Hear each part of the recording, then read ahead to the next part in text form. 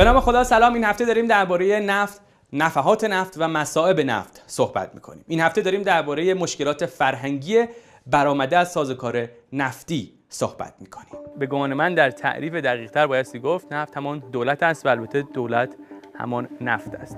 واکنش شما به نوشته رضا امیرخانی چیه؟ تجربه نشون داده که کشورهایی که حالا به انواع مختلف یه پول بادآورده‌ای دارن، همشون تقریبا با درصد خوبی مردم تنبلی دارن، مردم متوقعی دارن و دولتی دارن که به این دامن میزنه. چون نفت وجود دارد و پول راحت نفت وجود دارد و سرانش به خزانه میریزه و سرازیر میشه به خزانه، دیگه یه دولت تنبلی و بار آورده که دیگه اصلا دولت نیست، همون نفته. دولت رو پدر در نظر بگیریم و ملت رو به عنوان فرزند. شما اگه پدری باشی که یه درآمدی بدون اینکه تلاش کنی پولی تو جیبت داری و این فرزند شما فرض کنید رفتیم بیرون، این از شما درخواستی داره و شما هم درآمدی از درونزا نداری ولی یه پولی داره بهت میرسه بیرون، با پول میتونی این رو خاموش کنی. این تا اینجاش اشکالی خیلی ایجاد نمیکنه. مشکل اونجا اتفاق میفته که شما کارهای دیگه‌ای که باید بکنی، باید برای این بچه شب بری داستان بخونی، باید بغلش کنی، باید باش ارتباط عاطفی، اینا رو دیگه ازش چشم پوشی مونه. راضیه، این راضی، این بزرگ میشه میرسه به الان میشه 20 سالش. یه آدمیه که اون در واقع توجه ها رو بهش صورت نگرفته، شما یاد نگرفتی، اون یاد نگرفته، الان هم نمیتونه رو پای خودش وایسه، نمیتونه بره در باز به پول توچیبی شما یعنی وابسته است و الان نمیتونی وقتی بهش بدی مشکلات دیگه ایجاد. یکی از مهمترین پیامدهای دولت نفتی اینه که در واقع باعث رشد فساد فرهنگی میشه. در واقع شما نگاه کنید تمام دولت‌هایی که بر نفت تاکید دارن در واقع فسادهای رشد میکنن. این فسادها انواع شاخه‌های مختلف داره، فساد توی بخش‌های مختلف، علاوه اقتصادی، فرهنگی، سیاسی، از هر نوعی داره. در واقع مهمترین مؤلفی که توی دولت‌های نفتیه در واقع خودش ضد فرهنگ، ضد انرژی‌های انسانیه. دولت‌های نفتی به جای اینکه بر روی بخش انسانی تمرکز کنه، نیازی به این بخش انسانی نداره، چون سرمایه مادیشو از بخش نفت داره تولید میکنه. برای همین هر چقدر که بخش انسانیش کمتر باشه، تو تصادفات، تو اتفاقات از دست بده، برای دولت مهم نیست. برای همین در کنار این، چون بخش انسانی مهم نیست، هر جا فسادم بشه برای مردم مهم نیست. وقتی ما تو کشورمون ساختار حزبی قوی نداریم، خب من کاندیداتور میرم شعار میدم که ملت من سیب زمینی پخش میکنم، ملت من نفت و سر سفره‌تون میارم، ملت من یارانه بهتون میدم، من رای میارم دیگه. چه مکانیزمی اجازه داده من نفتو از روی نفت مایع میذارم، میگم نفتو میارم سر سفره‌تون؟ یه مکانیزم ساختاری کشورمونه دیگه. یک مسئله هم تو فرهنگ مردم میاره این موضوع، اون همین هستش که من بزرگ که میشم میگم که خب الان باید برم تو صدا و سیما یه جا کار بکنم، باید برم وزارت نفت کار بکنم، باید برم مثلا وزارت صنایع کار بکنم.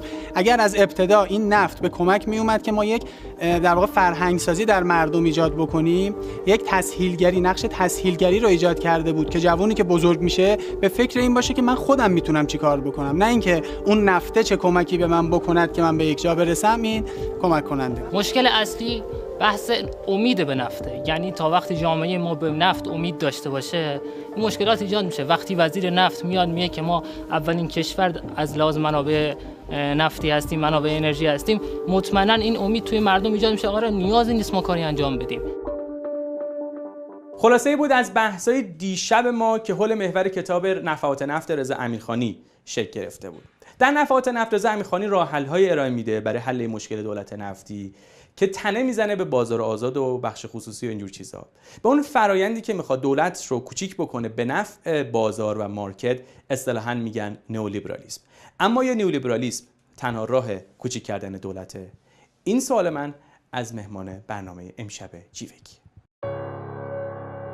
مهمان امشب ما در تفکر فلسفی خودش قائل به کوچیک بودن دولته، البته با یک نگاه غیر نیولیبرالیستی.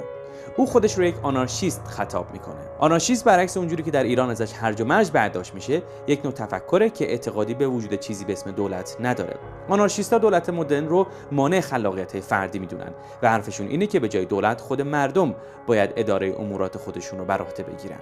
آنارشیست‌ها همیشه و البته به درستی متهم به یک نوع ایدئالگرایی هستن و واقعیت نشون داده که اگر هیچ خاصیتی نداشته باشن، حداقلش اینه که خوب بلدن وضع موجود رو نقد کنن و مهمان امشب ما از این قضیه مستثنا نیست. نوام چامسکی یکی از مشهورترین و تأثیرگذارترین متفکرین معاصر دنیاست.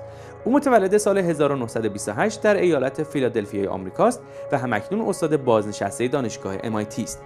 تخصص اصلی او زبانشناسی است، اما مقالات و آثار او در زمینه نحوه کنترل مردم توسط رسانه‌های آمریکایی مورد استقبال اهالی اندیشه قرار گرفته. چامسکی منتقد سیاست خارجی آمریکاست و در دوران جوانی زندانی سیاسی را تجربه کرده. این متفکر آمریکایی مؤلف بیش از 100 اثر علمی است و مناظره او با میشل فوکو که در آن او مغلوب واقع شد، جزو ویدیوهای محبوب فضای مجازی بین اهالی اندیشه در غربه. A decent society should maximize the possibilities for this fundamental human characteristic to be realized. Je suis dans ma démarche beaucoup moins avancée, je vais beaucoup moins loin que M. Chomsky. Une des tâches qui me paraît urgente, immédiate, avant même toute autre chose, c'est celle-ci. On a l'habitude, du moins dans notre société européenne, de considérer que le pouvoir, il est localisé entre les mains du gouvernement et il s'exerce par un certain nombre d'institutions bien particulières qui sont l'administration, en France on appelle ça préfectorale, enfin je ne sais pas comment on dit ailleurs, l'administration, la police, l'armée. On sait que toutes ces institutions-là sont faites pour transmettre les ordres, les faire appliquer et punir les gens qui n'obéissent pas.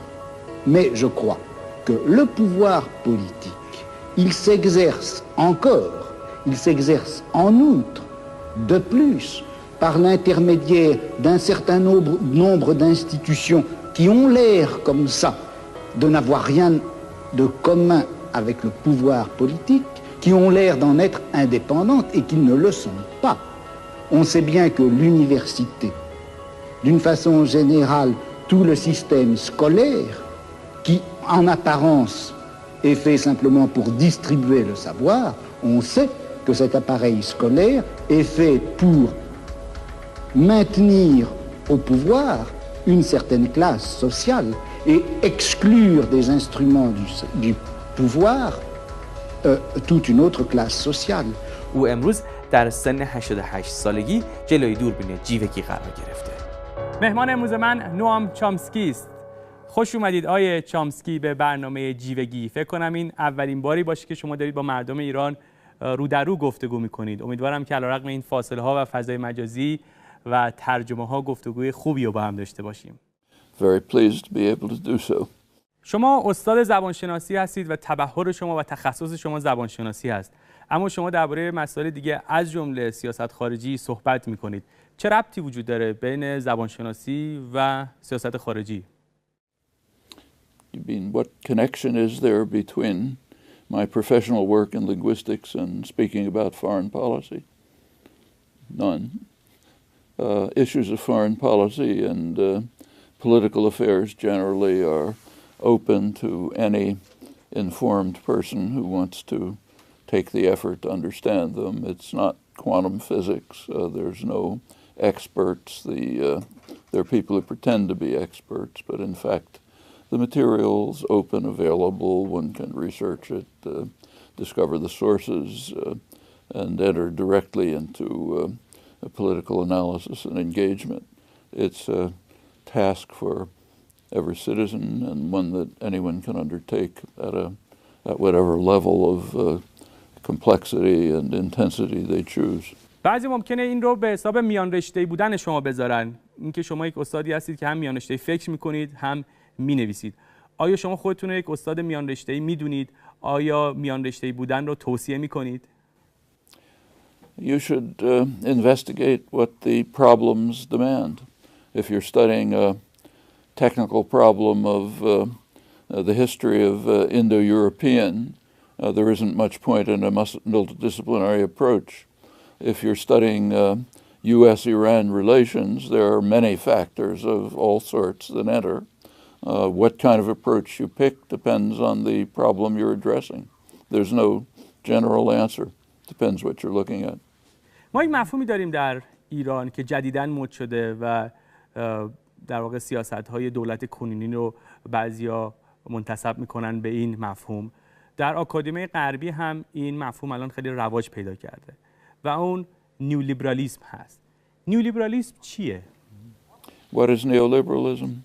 Neoliberalism is an extreme form of worship of markets, deregulation, privatization, removal of state initiative, deregulation of finance, and so on. A set of views that came into operation, pushed by many economists, also very strongly supported by the corporate sector, began pretty much with the Reagan-Thatcher years, took off, it's expanded over the world.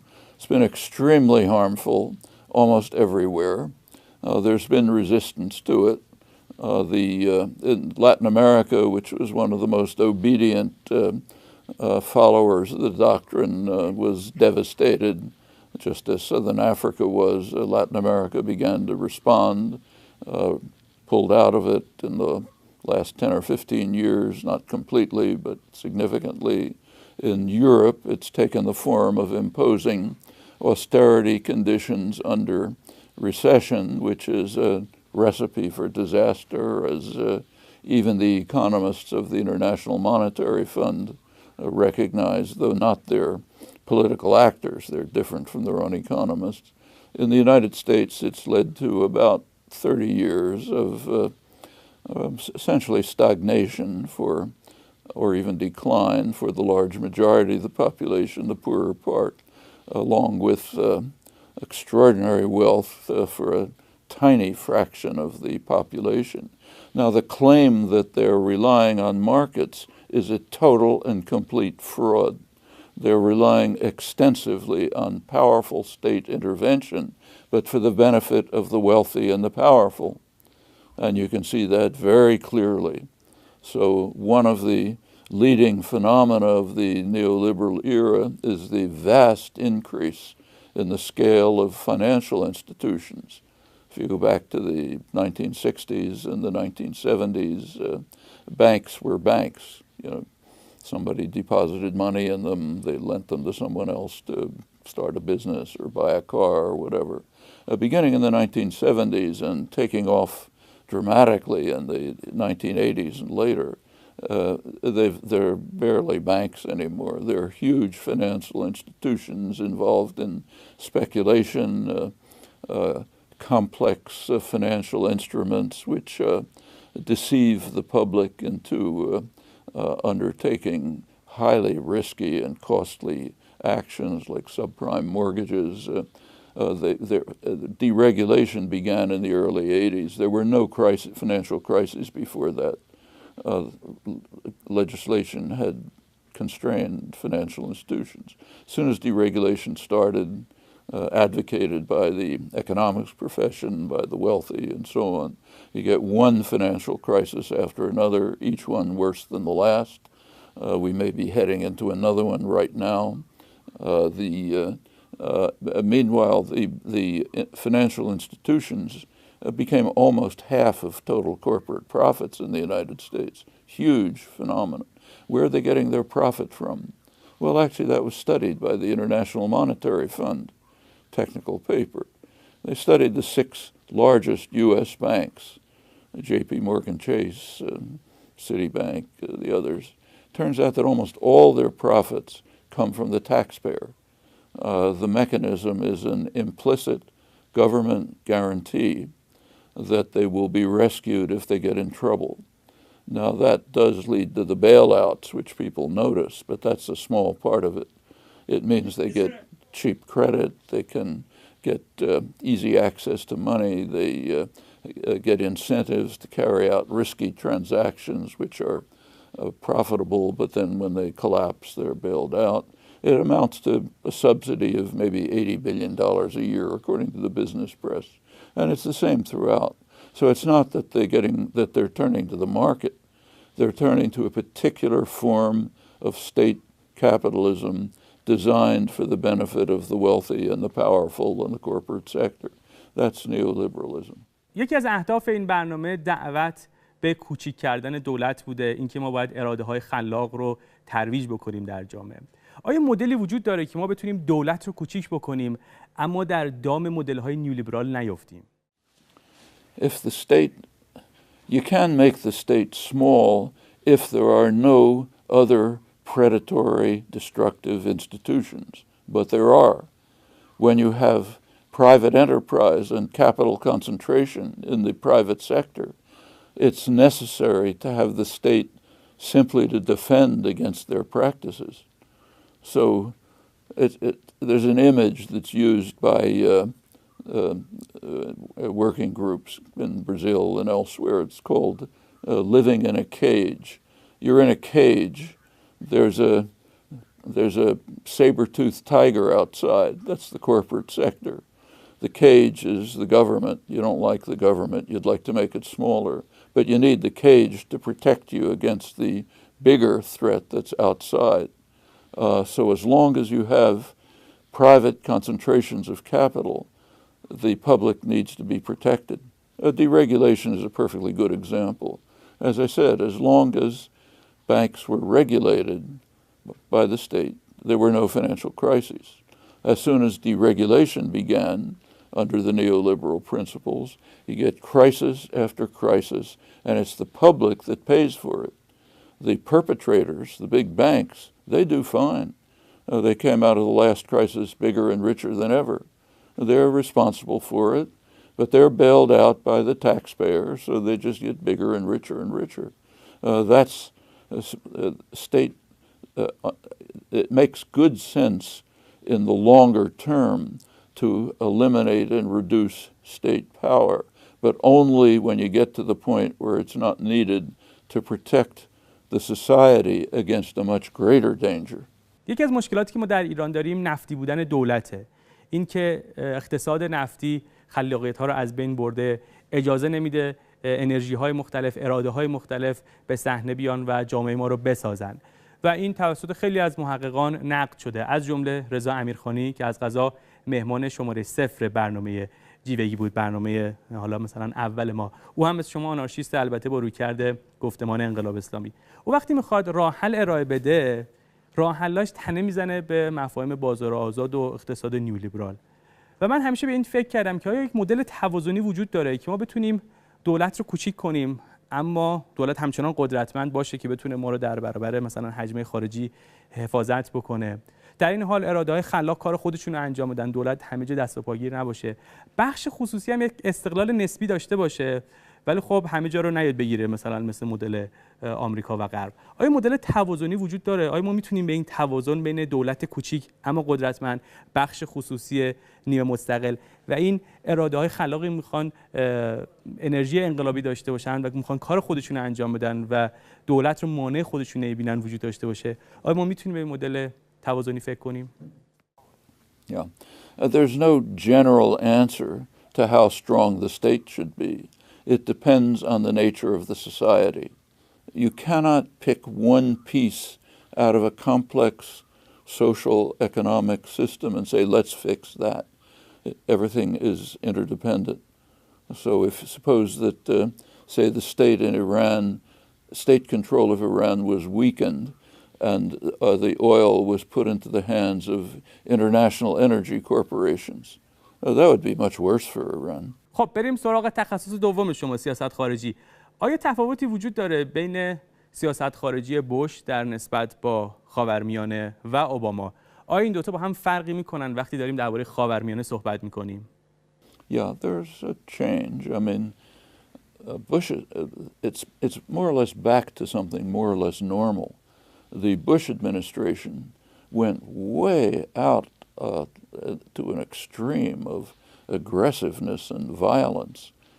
So the invasion of Iraq, for example, on completely manufactured pretexts, was certainly the worst crime of this century and a major crime.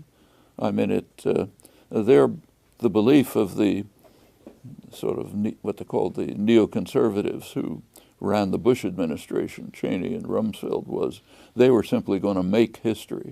They were going to change the world by force and violence. They'd overthrow Iraq, they'd overthrow Iran, they'd overthrow Syria, they'd run the world by force. They'd be in charge.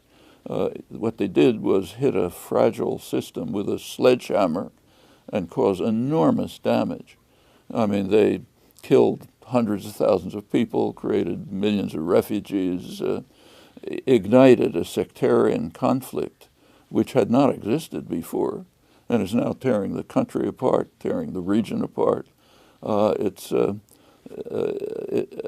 that's happened over and over, actually Obama too.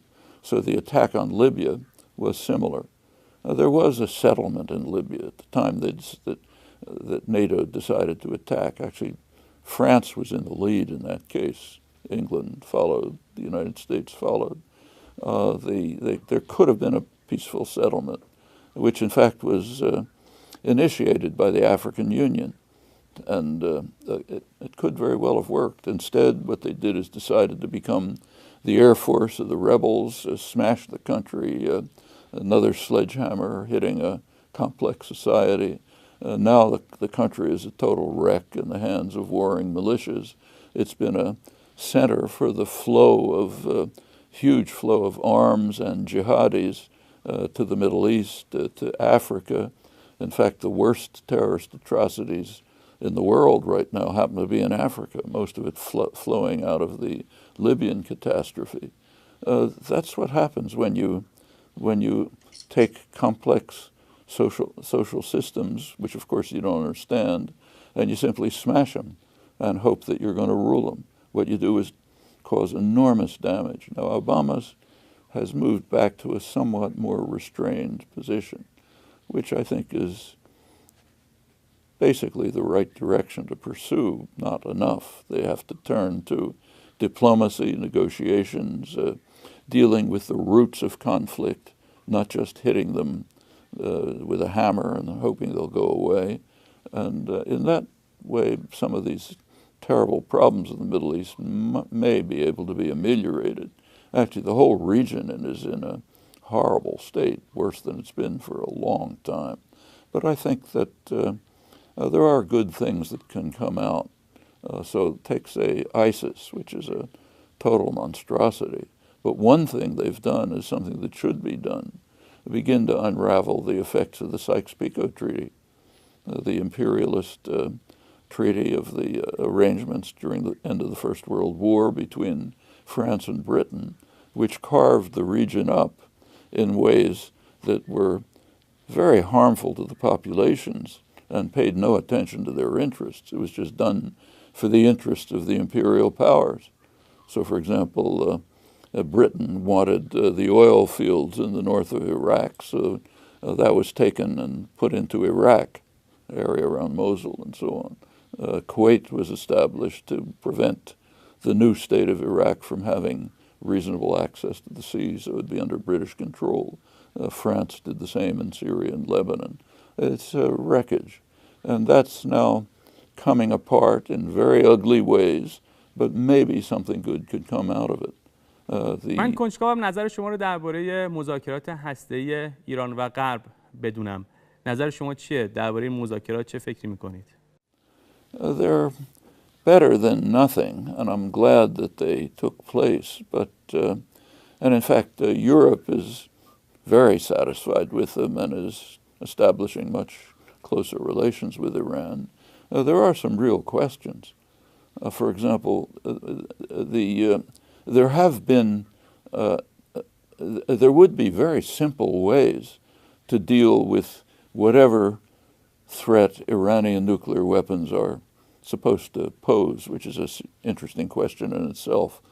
There are ways to deal with it. The obvious way is to move to establish a nuclear weapons-free zone in the entire region. Now, that's strongly advocated by Iran. It's been strongly advocated by the Arab states. Practically the whole world is in favor of it. There's one reason why it doesn't take place. The U.S. won't allow it. Israel's opposed because it would mean inspection of their nuclear system, and the U.S. is blocking it. Obama just did again. There was just another meeting a couple of weeks ago, an international conference where, at the General Assembly, where there was strong support for it. The U.S. blocked it.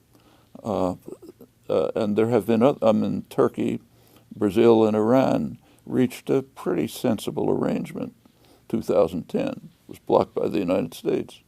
The U.S. wants to control the situation, but that does raise a question. Why is the U.S. so concerned about the possibility that Iran might develop nuclear weapons? Actually, we know the answer. U.S. intelligence has explained the answer publicly to Congress. They're concerned that Iran's nuclear programs, whether or not they lead to nuclear weapons, might be a deterrent. And the U.S. and Israel will not tolerate a deterrent. They want to be free to use force and violence without deterrence. That's the actual issue. So yes, I'm glad that the deal went through partially, may still be blocked by Congress, but partially went through. It's better than nothing, but the reasons behind it are it's a very mixed story when you look into it. And the Republican Party is dedicated to undermining and destroying it. Every Republican candidate has said that if elected, they'll end it. Now, that won't end the deal. It'll isolate the United States. Presumably Europe and Iran will continue, but it'll exclude the United States, which is a big factor. They're taking moves step by step to undermine the arrangement. A couple of weeks ago, legislation was passed on waiver of visas, and they targeted Iran. So if a British or French businessman has gone to Iran, they're going to have difficulties getting into the United States. On the other hand, if they go to Saudi Arabia, there's no problems at all. And it's supposed to be an anti-terrorist move. There haven't been any terrorists from Iran. They're all coming from Saudi Arabia. But these are the kinds of moves that are being made to try to pick away and undermine the deal. And if a Republican wins the White House, I think it's very likely that they'll rescind it and isolate the United States from the international community. I hope that in that case, Iran and Europe will continue instead of Iran withdrawing. I think that would be the right thing to do, but it could be a very disturbed and dangerous situation. خب وقت این سوال به وجود میاد با توجه به بحث تحریم‌های اخیر، این موضوع روادید که شما بهش اشاره کردید، اگه شما ایران بودید به دولت آمریکا اعتماد می‌کردید؟ If I was a sane human being, I wouldn't trust any state in the world.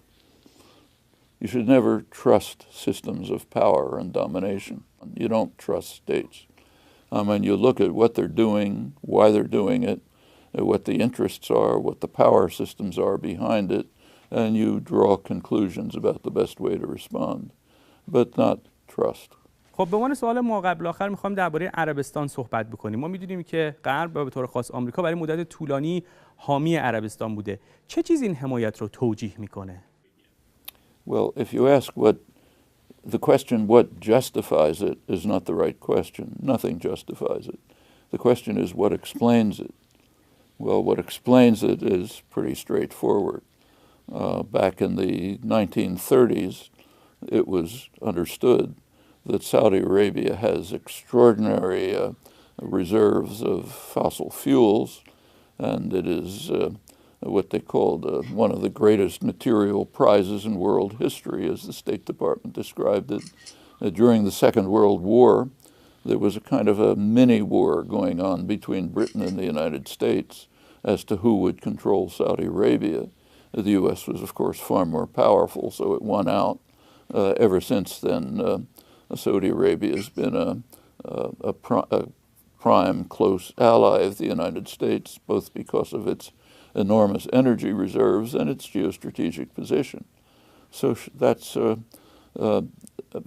an explanation. It's not a justification. نظر شما درباره این نظم جدیدی که در عربستان به قدرت رسیده چیه؟ چه اتفاقی داره اونجا میفته؟ My impression is that they're somewhat desperate. They're acting pretty irrationally. They're in serious trouble. They're in economic trouble for the first time in a long time. Their reserves are declining. There are big deficits. If they don't have a big surplus, they cannot buy off the population. They keep their population quiet largely by giving them benefits. If you can't do that, the population may erupt. The war in Yemen is devastating for Yemen, and it's hopeless for Saudi Arabia. Saudi Arabia can bomb and destroy, but they're not going to win the war. They're now under criticism from the West, which is unprecedented. Even in the United States, newspaper editorials, commentary, and others are beginning to criticize the extreme repression internal to Saudi Arabia and their sponsoring of jihadi and other organizations.